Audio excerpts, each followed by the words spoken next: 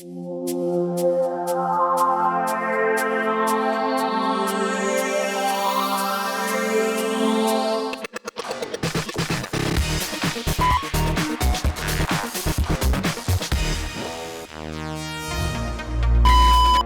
whole lot of challenges.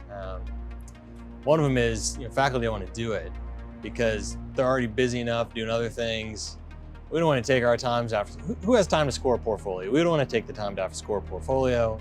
Faculty often tell me courses and grades. Why do you need more than courses and grades? But we know that grades aren't a great predictor of what students know and can do. So we want to kind of triangulate that data that we get with courses and grades and with standardized testing with that evidence that we get in an e-portfolio.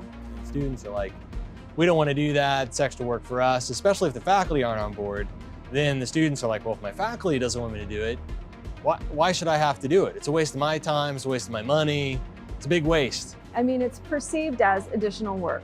Students, and part of one of the biggest struggles that we had was our first cohort, students that graduated in the 2009-2010 academic year. They were the first group that had to create a portfolio, and they would often look to the previous year and say, oh, why do we have to do it? Why didn't they have to do it? So that challenge was, this implementation of a new initiative, getting buy-in from students, making it part of the culture. Portfolios are like people driving on the left side of the road while the people doing testing are still on the right side of the road. And so, we're sort of a real clash, of approaches. It's a very awkward transition to move from what we have been doing for centuries into saying, oh, we're going to have a broader array of kinds of learning experiences and not just this one.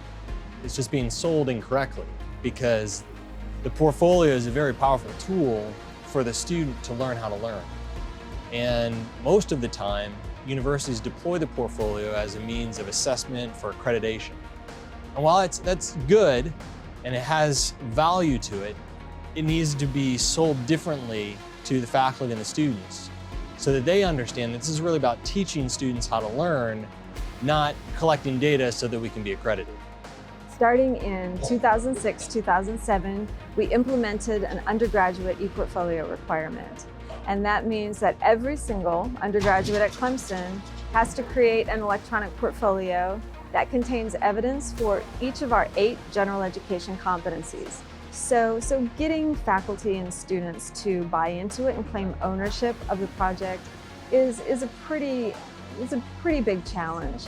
Now we're 6 years in.